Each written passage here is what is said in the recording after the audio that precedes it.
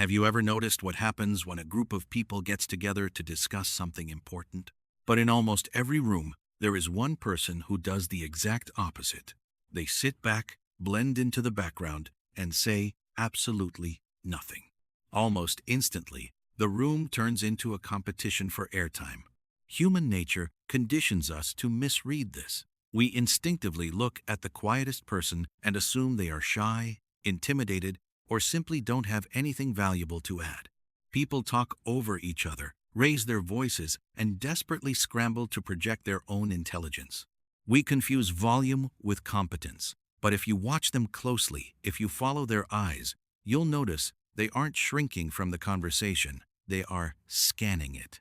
But in almost every room, there is one person who does the exact opposite. While everyone else is burning cognitive energy trying to sound smart, they are quietly gathering data. They sit back, blend into the background, and say absolutely nothing. They are noticing who is secretly insecure, who is bluffing, and what is being left entirely unsaid. Human nature conditions us to misread this, because for a certain type of mind, silence has nothing to do with fear. It isn't a weakness. We instinctively look at the quietest person and assume they are shy, intimidated, or simply don't have anything valuable to add. It is a highly calculated psychological strategy, one that allows them to control the room without ever having to say a word. We confuse volume with competence. But if you watch them closely, if you follow their eyes, you'll notice they aren't shrinking from the conversation, they are scanning it. While everyone else is burning cognitive energy trying to sound smart, they are quietly gathering data. They are noticing who is secretly insecure, who is bluffing, and what is being left entirely unsaid. Because for a certain type of mind, silence has nothing to do with fear. It isn't a weakness. It is a highly calculated psychological strategy, one that allows them to control the room without ever having to say a word. We live in a social ecosystem that equates volume with value. From the classroom to the corporate meeting room, we are conditioned to believe that speaking up, interjecting, and taking up verbal space are the ultimate proofs of competence and leadership. Society hands out its biggest rewards to those who can confidently think out loud. So, when someone intentionally chooses to sit back and stay quiet while everyone else is fighting for airtime, it creates a subtle friction. People don't quite know how to process deliberate silence. The default reaction is to misread it. We look at the person observing the room, and we naturally assume they are intimidated. We project a sense of lack onto them, a lack of knowledge, a lack of confidence, or a struggle with social awkwardness. The assumption is simple. If they had something smart to say, they would be saying it. But there is a massive psychological difference between freezing up because of anxiety and choosing silence as a strategic baseline. While the rest of the room is burning cognitive energy trying to formulate their next sentence and talking over each other for a quick hit of social dopamine, the observer is running a completely different background process. They aren't checked out. They are gathering data. And what looks like passive withdrawal on the outside is actually a highly active, hyper-aware state on the inside. Think back to the last time you were stuck in a group discussion or a tense meeting. You know the exact dynamic. People talking over each other, aggressively agreeing and repeating the exact same point just to prove they belong in the conversation. It is performative intelligence, a room full of people fighting for airspace. And you probably just sat there, slightly detached, watching the chaos unfold like a nature documentary. You weren't actively engaged. You were observing the social mechanics of the room, realizing that 90% of what was being said was just empty, ego-driven noise. At some point, the perfect answer probably crystallized in your mind. You saw exactly how to solve the problem they were endlessly debating. You might have even taken a breath, shifted your weight, and prepared to speak. But then, you paused. Your brain instinctively calculated the cost of engagement. To inject your idea into this room meant you had to raise your voice, interrupt a dominant speaker, and navigate a minefield of fragile egos. You felt that subtle, heavy drag on your nervous system. So, you let the breath out. You leaned back, and you kept it to yourself. The loud people in the room usually interpret that silence as hesitation. They think you are intimidated or lack confidence. But they misread the signals entirely. You didn't stay quiet because you were scared. You stayed quiet because you recognized a basic psychological truth.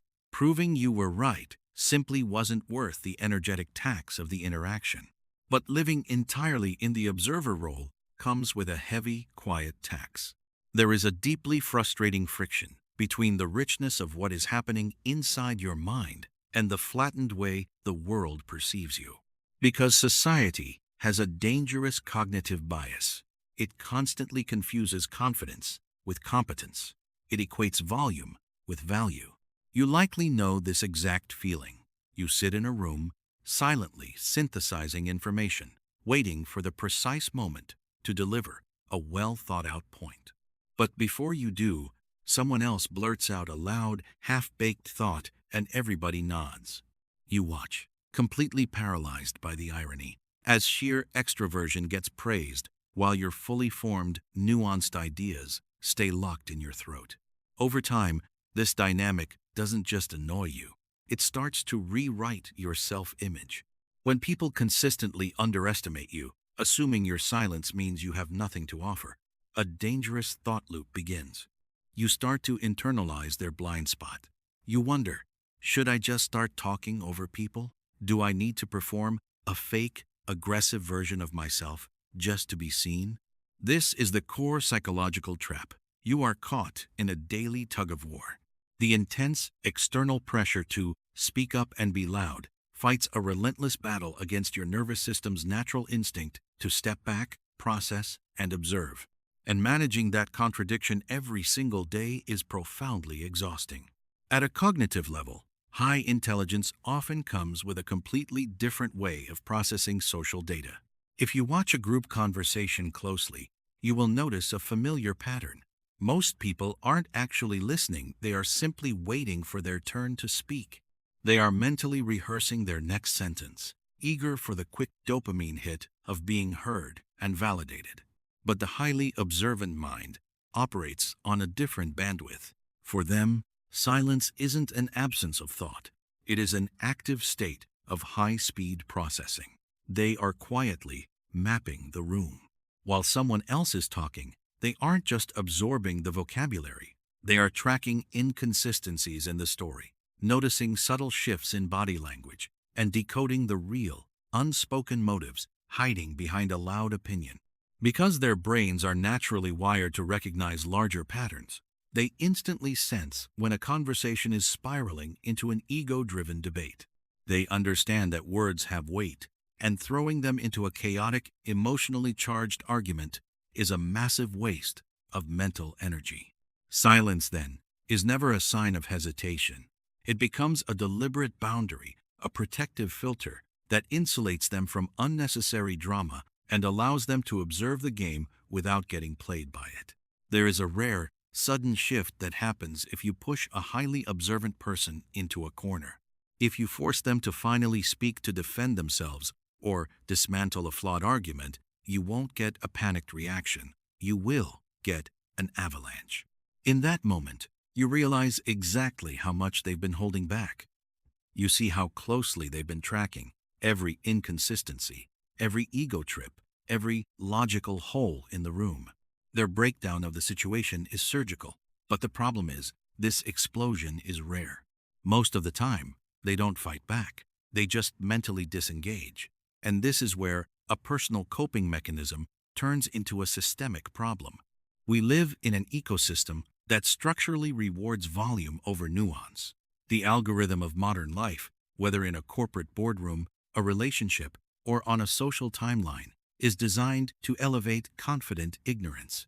When intelligent, thoughtful people decide that the battle simply isn't worth their cognitive energy, they create a vacuum. And that vacuum is instantly filled by the loudest, most impulsive voices in the room.